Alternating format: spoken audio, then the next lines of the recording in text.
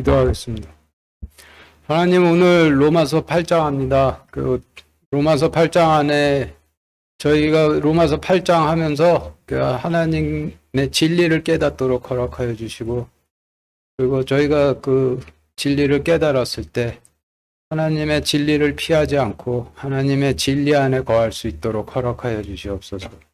예수 그리스도의 이름으로 기도드렸습니다. 아멘.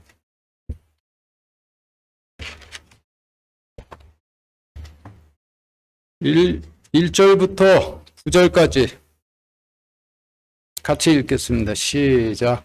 그러므로 이제 그리스도 예수 안에 있는 자에게는 결코 정죄함이 없나니 이는 그리스도 예수 안에 있는 생명인 성령의 법이 죄와 사망의 법에서 너를 해방하였습니다.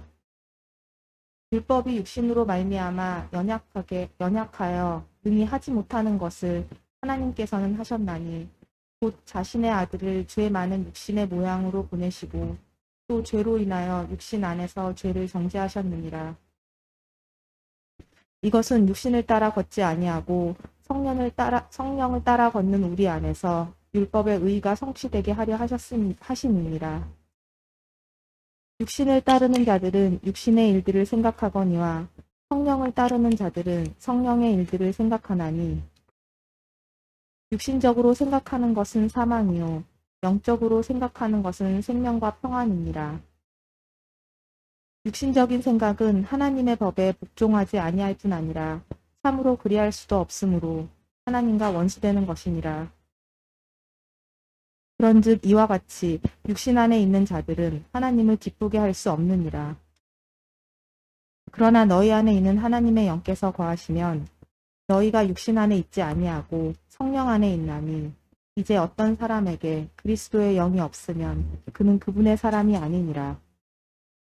지금 읽으신 말씀은 육신에 속해 있는 경우의 어떠함과 성령님께 속해 있는 경우의 어떠함을 대비해서 설명해 주시는 말씀인데, 그런데 육신 안에 속하였다 함과 반대로 성령님께 속하였다라 함이 현실적으로 좀 애매하죠.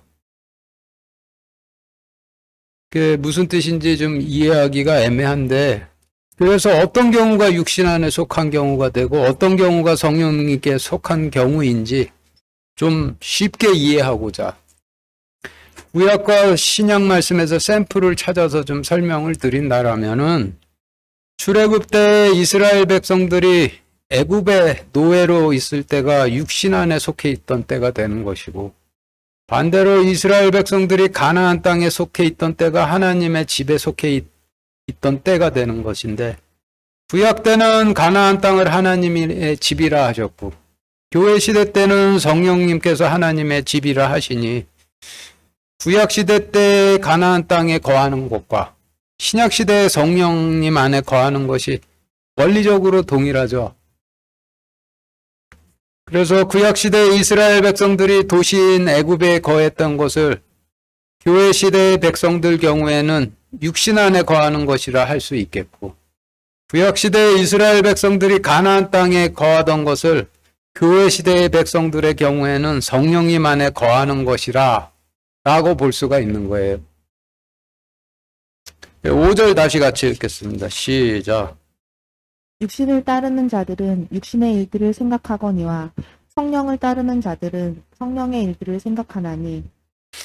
방금 설명드린 대로 육신은 애굽, 성령님은 가나안 땅이라는 그 출애굽 때이라는 원리로 지금 말씀을 본다라면은, 지금 읽으신 말씀은 애굽에서 애굽의 법을 따르는 자들은 애굽에 속한 일들을 생각하거니와 가나안 땅에서 가나안 땅의 법인 하나님의 말씀을 따르는 자들은 가나안 땅의 일들을 생각하나니라고 하시는 말씀이 되죠. 그리고 애굽은 도시로, 성령님은 하나님의 집으로 본다라면은 5절 말씀은 도시에서 도시의 법을 따르는 자들은 도시에 속한 일들을 생각하거니와 하나님 집에서 하나님 말씀을 따르는 자들은 하나님 집안일을 생각하나니라는 말씀이 되는 것이고, 그리고 마지막으로 도시를 사회, 하나님의 집을 성령님으로 본다라면은 사회에서 사회적 성질을 따르는 자들은 사회에 속한 일들을 생각하거니와 성령님을 따르는 자들은 성령님의 일들을 생각하나니라는 말씀이 되는데, 이렇게 보시면은 이해하기가 쉽죠. 6절부터 8절까지 이어서 같이 읽겠습니다. 시작. 육신적으로 생각하는 것은 사망이요 영적으로 생각하는 것은 생명과 평안이니라. 육신적인 생각은 하나님의 법에 복종하지 아니할 뿐 아니라 참으로 그리할 수도 없으므로 하나님과 원수되는 것이니라. 그런즉 이와 같이 육신 안에 있는 자들은 하나님을 기쁘시게 할 수 없느니라. 네, 지금 읽으신 6절, 7절, 8절 말씀도 육신은 애굽, 성령님은 가나안 땅이라는 원리로 본다라면 6절, 7절, 8절 말씀은 애굽 안에서 애굽식으로 사고하는 것은 사망이요 가나안 땅에서 가나안 땅식으로 사고하는 것은 생명과 평안이니라. 애굽적인 생각은 하나님 법에 복종하지 아니할 뿐 아니라 참으로 그리할 수도 없으므로 하나님과 원수되는 것이니라. 그런즉 이와 같이 애굽 안에 있는 자들은 하나님을 기쁘시게 할 수 없느니라 라고 이렇게 하는 말씀이 되는 거죠. 바울은 바리새인 교육을 받았기 때문에 서신서를 기록할 때 바리새인들이 쓰던 그런 방식으로 기록을 할 수밖에 없었겠죠.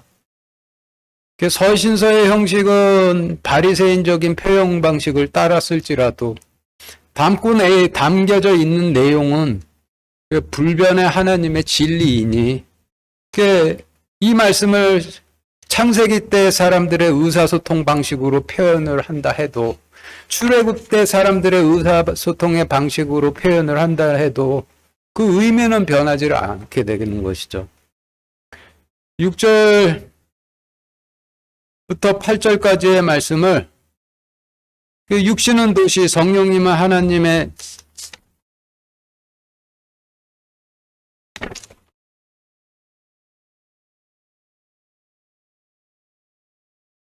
도시, 그리고 성령님은 하나님의 집이라는 원리라고 본다라면은 도시적으로 생각하는 것은 사망이요 하나님의 지배 방식으로 생각하는 것은 생명과 평안이니라.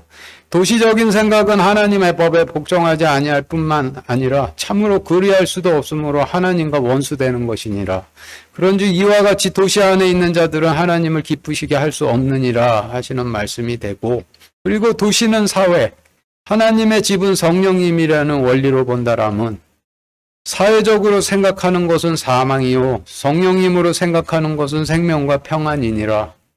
사회적인 생각은 하나님의 법에 복종하지 아니할 뿐 아니라 참으로 그리할 수도 없으므로 하나님과 원수되는 것이니라. 그런즉 이와 같이 사회 안에 있는 자들은 하나님을 기쁘시게 할 수 없느니라 라고 하시는 말씀이 되는데, 이렇게 보면은 아주 현실적인 설명이 되는 것이죠. 9절 같이 읽겠습니다. 시작. 그러나 너희 안에 하나님의 영께서 거하시면 너희가 육신 안에 있지 아니하고 성령 안에 있나니 이제 어떤 사람에게 그리스도의 영이 없으면 그는 그분의 사람이 아니니라. 지금 읽으신 말씀도 육신은 도시라는 원리로 본다라면 너희 안에 하나님의 영께서 거하시면 너희가 도시 안에 있지 아니하고 하나님의 집 안에 있나니 이제 어떤 사람에게 그리스도의 영이 없으면 그는 그분의 사람이 아니니라 하는 의미가 되는 것이죠. 그리고 성령님께서 내 안에 거하신다라는 의미는 여기서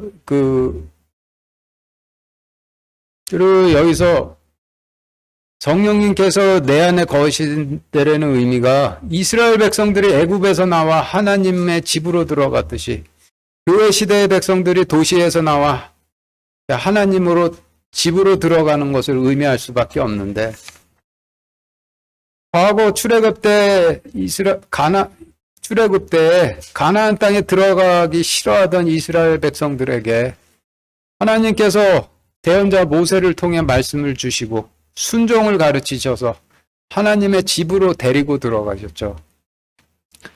가나안 땅, 그리고 그 후 세대인 가나안 땅에서 태어났지만은 가나안 땅의 방식으로 살지 않고 도시 방식으로 살고 싶어 했던 이스라엘 백성들에게도 하나님께서 대언자를 통해 말씀을 주시고 순전토록 낮추셔서 하나님의 집에 거하도록 하셨고, 역시 하나님의 집에 들어가기 싫어하는 교회 백성들에게도 말씀을 주셔서 순전토록 하신 후에 하나님의 집이신 성령님 안으로 데리고 들어가시는 것이 되겠죠. 1절부터 4절까지 같이 읽겠습니다. 시작. 그러므로 이제 그리스도 예수 안에 있는 자에게는 결코 정죄함이 없나니 이는 그리스도 예수 안에 있는 생명인 성령의 법이 죄와 사망의 법에서 너를 해방하였습니다. 율법이 육신으로 말미암아 연약하여 능히 하지 못하는 것을 하나님께서는 하셨나니 곧 자신의 아들을 죄 많은 육신의 모양으로 보내시고 또 죄로 인하여 육신 안에서 죄를 정죄하셨느니라. 이것은 육신을 따라 걷지 아니하고 성령을 따라 걷는 우리 안에서 율법의 의가 성취되게 하려 하시느니라. 주님께서 자신을 말씀이라 하셨으니 1절에서 그리스도 예수 안에 있다라 하심은 말씀 안에 있다라는 의미가 되죠. 그래서 1절 말씀, 그러므로 이제 그리스도 예수 안에 있는 자에게는 결코 정죄함이 없나니라고 하신 말씀은 말씀 안에 있는 자들에게는 결코 정죄함이 없나니라고 하시는 뜻이 되고, 말씀 안에 있는 자들에게 정죄함이 없게 된 이유는 하나님께서 말씀 안에 생명이 되시는 성령님을 두셔서 말씀 안에 거하면은 육신으로부터 성령님으로 옮겨지도록 하셨기 때문에 그렇게 되는 것이죠.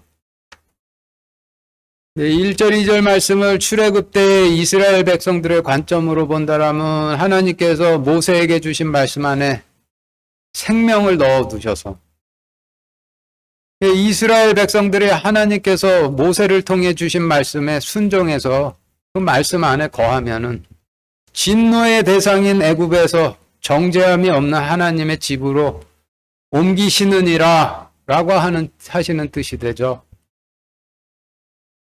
애굽은 수소폭탄으로 멸할 것이고 가나안 땅은 아무런 해가 없을 것인데 수소폭탄의 두려움이 얼마나 큰지를 알려주시고 가나안 땅으로 가라 하고 명령을 주셔서 건너면은 수소폭탄으로부터 아무런 해가 없게 되는 것이고 그대로 남으면은 해를 입게 되는 원리죠. 3절, 4절 다시 같이 읽겠습니다. 시작. 율법이 육신으로 말미암아 연약하여 능히 하지 못하는 것을 하나님께서는 하셨나니 곧 자신의 아들을 죄 많은 육신의 모양으로 보내시고 또 죄로 인하여 육신 안에서 죄를 정죄하셨느니라. 이것은 육신을 따라 걷지 아니하고 성령을 따라 걷는 우리 안에서 율법의 의가 성취되게 하려 하심이니라.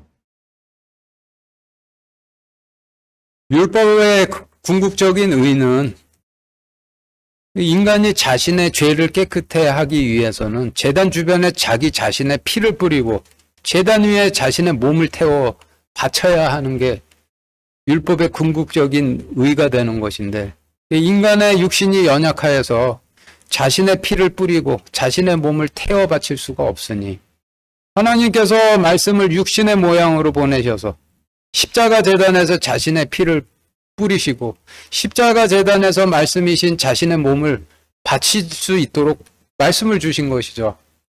그래서 크리스찬들이 기도를 한다라는 의미는 주님의 피로 깨끗이 된 제단에서 주님의 몸이신 말씀을 하나님께 바치는 것이 되는데, 그런데 이와 같이 하나님께서 해주신 것은 육신적으로 사고하는 인간들이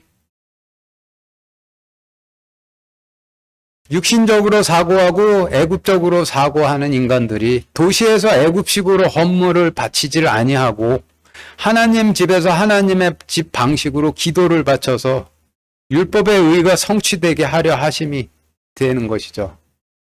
10절 11절 같이 읽겠습니다. 시작.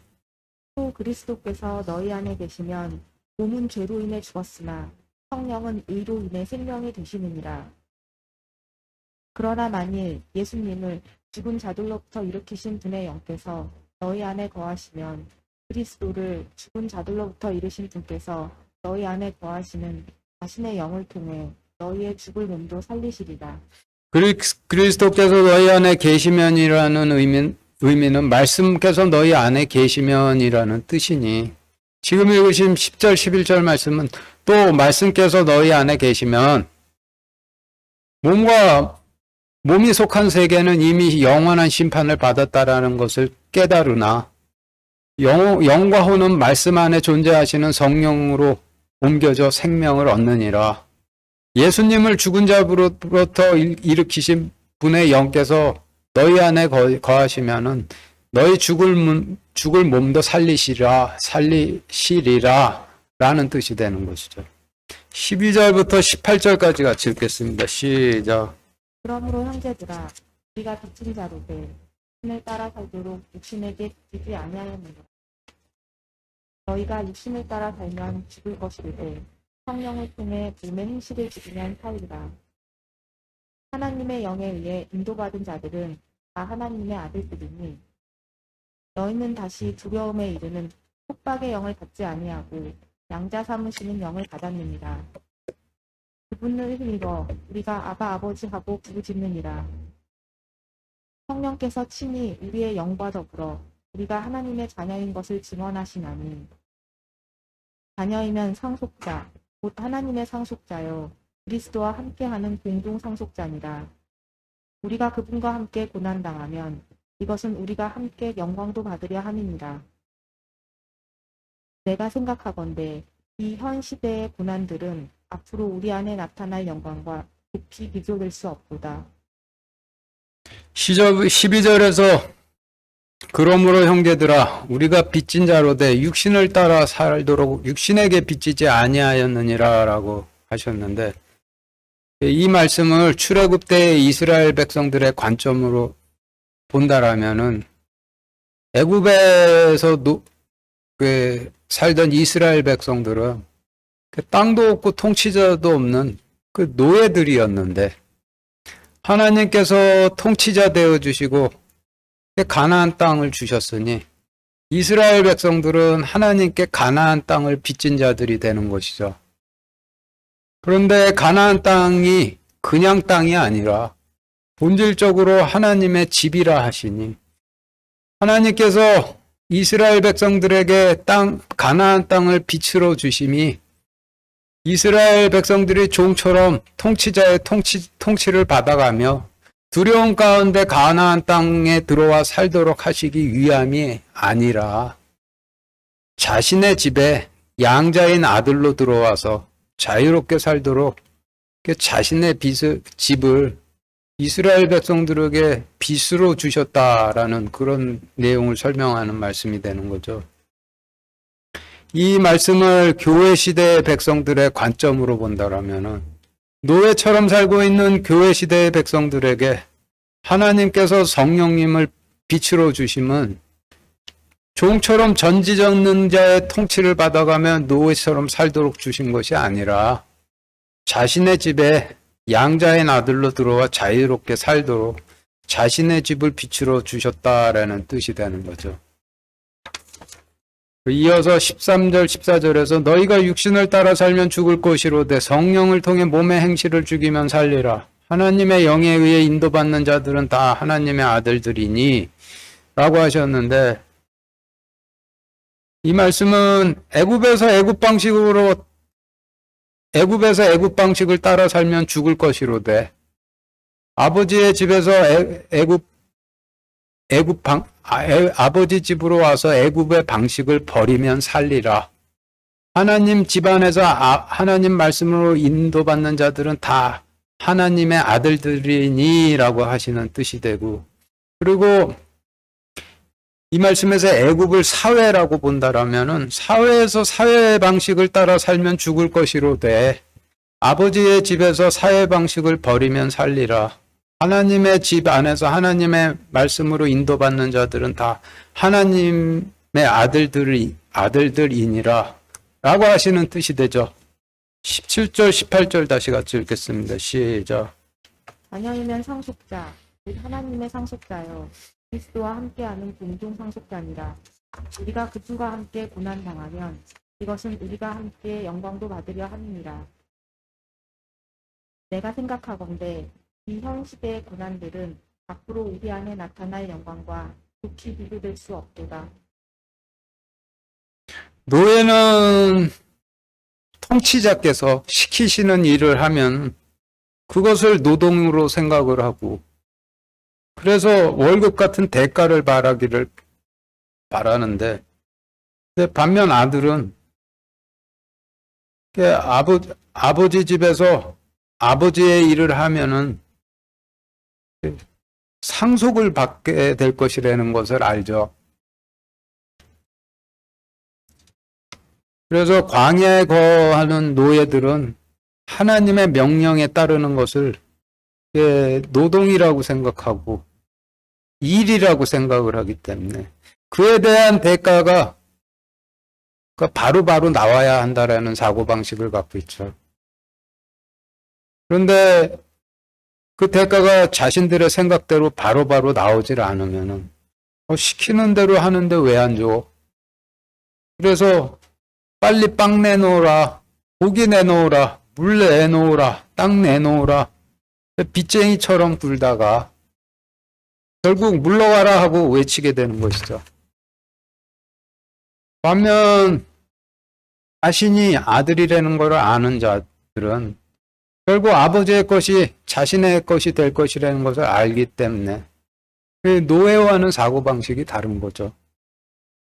그리고 17절에서 아들들이 상속받게 되는 것이 주님께서 받으신 것과 같은 것을 공동으로 상속받게 된다라고 하셨는데, 하나님이신 주님과 같은 것을 공동으로 상속받게 된다는 것이 인간으로서는 완전히 상상 불가능한 규모죠. 노예들은 먹는 것, 입는 것, 사는 것 원하는 거고, 하나님께서는 도저히 상상 불가한 규모의 것을 주시길 원하고, 그래서 노예들이 기도하면은 하나님께서 받으실 수가 없는 것이죠. 그리고 17절에서 우리가 그분과 함께 고난을 당하면이라고 하셨는데, 여기서 고난이라고 하심은 우리가 여기서 그분과 함께 당하는 고난이라 하심은 여자가 아들을 낳기 위해서 겪는 산고를 의미하는 것이죠. 구약시대의 이스라엘 백성들에게는 그리스도를 낳기 위해 겪는 산고가 되는 것이고, 교회 시대의 백성들은 성령님으로 거듭 태어나기 위해 겪는 산고가 되는데, 이를 좀 다르게 표현을 한다라면은 이스라엘 백성들이 하나님의 집이신 가나안 땅으로 들어가기 위해 주님과 함께 통과하는 광야 생활을 의미하는 것이고, 교회 시대의 백성들은 교회 시대의 백성들이 하나님의 집이신 성령님으로 들어가기 위해 주님과 함께 통과하는 광야 생활을 의미하게 되는 것인데, 상고 없이 나올 수도 없고 광야 통과함 없이 들어갈 수도 없는 거죠. 19절부터 24절까지 같이 읽겠습니다. 시작. 피조물이 간절히 기대하며 기다리는 바는 하나님의 아들들이 나타나는 것입니다. 피조물이 헛된 것에 복종하게 된 것은 자진해서 된 것이 아니요 소망 중에 바로 그것을 복종하게 하신 분으로 인한 것이니, 이는 피조물 자신도 썩음의 속박에서 해방되어 하나님의 자녀들의 영광스런 자유에 이를 것이기 때문이라.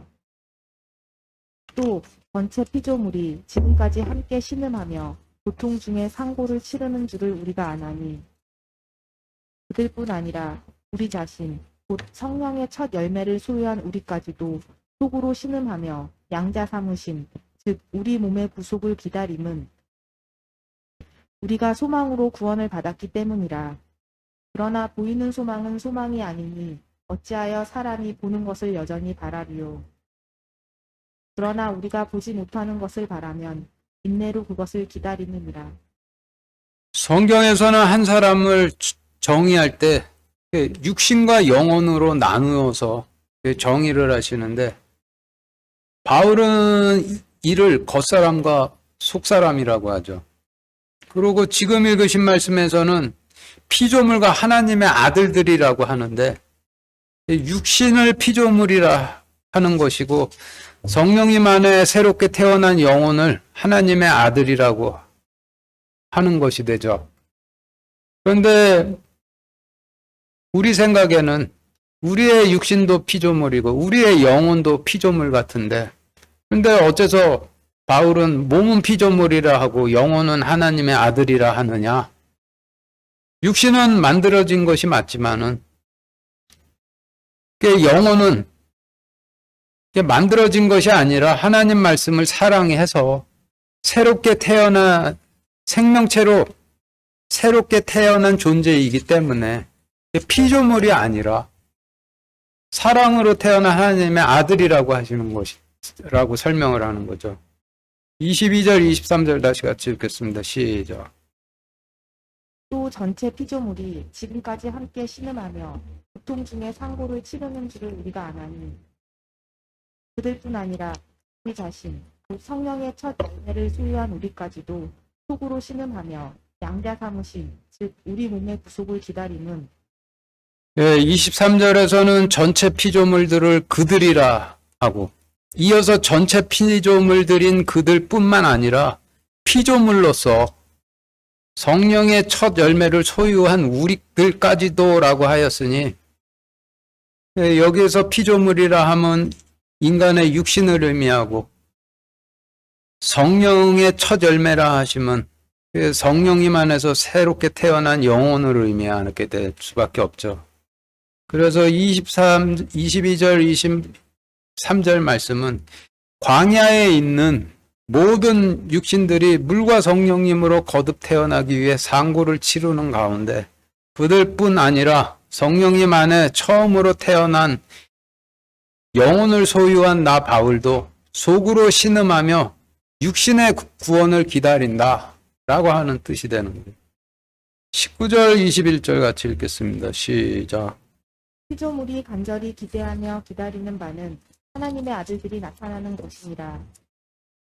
이는 피조물 자신도 썩음의 속박에서 해방되어 하나님의 자녀들의 영광스러운 자유에 이를 것이기 때문이라. 우리는 우리의 뇌에 우리 머리 안에 있는 뇌 어느 구석인가 나의 영혼이 들어있다라고 그렇게 생각들을 하는데 19절 말씀은 전혀 그렇지 않다라는 뜻이죠. 몸은 3차원의 물질의 세계에 속해 있지만 영혼은 여기에 속해 있는 것이 아니라 다른 곳에 존재를 하는데 대홍수가 있던 동안 노아가 방주 안에 봉인되어 있듯이 거듭 태어난 하나님의 아들들도 정확하게 정의할 수는 없지만은 어딘가에 존재하시는 성령님 안에 봉인이 되어 있다라고 하는 것이죠.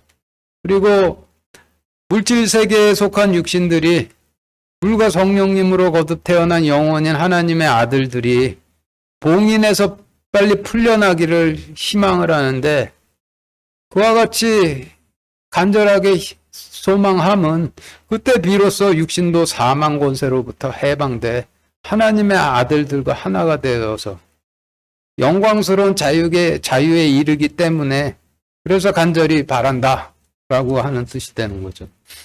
24절 25절 같이 읽겠습니다. 시작. 우리가 소망으로 구원을 받았기 때문이라. 그러나 보이는 소망은 소망이 아니니 어찌하여 사람이 보는 것을 여전히 바라리요. 그러나 우리가 보지 못하는 것을 바라면 인내로 그것을 기다리느니라. 보이는 것은 세상이고 보이지 않는 것은 성령님 안에 봉인되어 있는 하나님의 아들들이니 세상의 종이 아니라 하나님의 아들들이라면 보이지 않는 것을 인내로 기다린다라는 그런 뜻이죠. 26절부터 34절까지 같이 읽겠습니다. 시작. 이와 같이 성령께서도 우리의 연약함을 도우시나니 우리가 마땅히 기도할 바를 알지 못하나 성령께서 말로 할 수 없는 신음으로 신이 우리를 위해 중보하시느니라. 마음을 살피시는 분께서 성령의 생각이 무엇인지 아시나니 이는 그분께서 하나님의 뜻대로 성도들을 위해 중보하시기 때문이니라. 우리가 알거니와 하나님을 사랑하는 자들 곧 그분의 목적에 따라 부르심을 받은 자들에게는 모든 것이 합력하여 선을 이루느니라. 그분께서는 자신이 미리 아신 자들을 또한 예정하사 자신의 아들의 형상과 같은 모습이 되게 하셨나니 이것은 그분이 많은 형제들 가운데서 처음 난 자가 되게 하려 하심이니라. 뿐만 아니라 그분께서는 자신이 예정하신 그들을 또한 부르시고 자신이 부르신 그들을 또한 의롭다 하시고 의롭다 하신 그들을 또한 영화롭게 하셨느니라. 그런즉 이 일들에 대하여 우리가 무슨 말을 하리요? 만일 하나님께서 우리를 위하시면 누가 우리를 대적하리요? 자신의 아들을 아끼지 아니하시고 우리 모두를 위해 그분을 내주신 분께서 어찌 그 아들과 함께 또한 모든 것을 우리에게 값없이 주지 아니하시겠느냐? 누가 하나님께서 선택하신 자들을 큰 일로 고소하리요? 의롭다 하시는 분은 하나님이시니 누가 정죄하리요? 죽으신 분은 그리스도시요. 참으로 다시 일어나신 분도 그리스도시니 그분께서는 바로 하나님의 오른편에 계시며 또한 우리를 위해 중보하시느니라. 26절에서 이와 같이 성령님께서도 우리의 연약함을 도우시나니 우리가 마땅히 기도할 바를 알지 못하나 성령께서 말로 할 수 없는 신음으로 친히 우리를 위해 중보하시느니라 라고 하셨는데, 이 말씀은 25절 말씀처럼 우리가 보지 못하는 것을 인내로 기다리는 것이 우리의 연약함이 되는 것이고, 장님처럼 미래가 보이지를 않아서 미래를 알지 못하기 때문에 기도로 마땅히 구해야 할 바를 알지를 못하는데, 이런 우리의 부족함을 성령님께서 중보하시며 도와주신다라는 그런 말씀이죠. 그리고 이어서 28절에서 우리가 알거니와 하나님을 사랑하는 자들 곧 그분의 목적에 따라 부르심을 받은 자들에게는 모든 것이 협력하여 선을 이루느니라 라고 하셨는데, 이 말씀은 25절 말씀처럼 인간은 미래를 알지도 못하고 보지도 못하는 연약한 가운데 오로지 하나님을 사랑하여 보이지 않는 소망을 가지고 마땅히 기도해야 할 바도 모르며 기도를 하는 자들이지만, 28절에서 모든 것이 합력하여 선을 이룬다 하셨듯이 보질 못하는 것을 소망하는 연약함 가운데서 하나님을 사랑하여 기도하는 자에게는 성령님과 그리스도께서 합력하셔서 그들의 기도를 선으로 이끄신다라는 그런 뜻이 되는 거죠. 그러니까 시스템이 그렇게 되어 있다라고 하시는 그런 뜻이 되는 거죠. 그리고 이와 같이 이끄시는 이유는 그 32절 말씀, 우리 모두를 위해 그분을 내주신 분께서 아들과 함께 또한 모든 것을 우리에게 값없이 주시기 위함이라는 그런 뜻이 되는 거고, 35절부터 37절까지 같이 읽겠습니다. 시작. 누가 우리를 그리스도의 사랑에서 떼어놓으리요? 환난이나 공경이나 핍박이나 기근이나 벌거벗음이나 미연이나 칼이랴. 이것은 기록된다. 우리가 종일토록 주를 위해 죽임을 당하며 도살당할 양같이 여겨졌나이다 함과 같으니라. 아니라 이 모든 것 가운데서 우리는 우리를 사랑하신 그분을 통해 정복자들보다 더 나은 자들입니다. 지금 읽으신 말씀, 누가 우리를 그리스도의 사랑에서 떼어놓으리요? 환난이나 공경이나 핍박이나 기근이나 헐벗음이나 위험이나 칼이랴.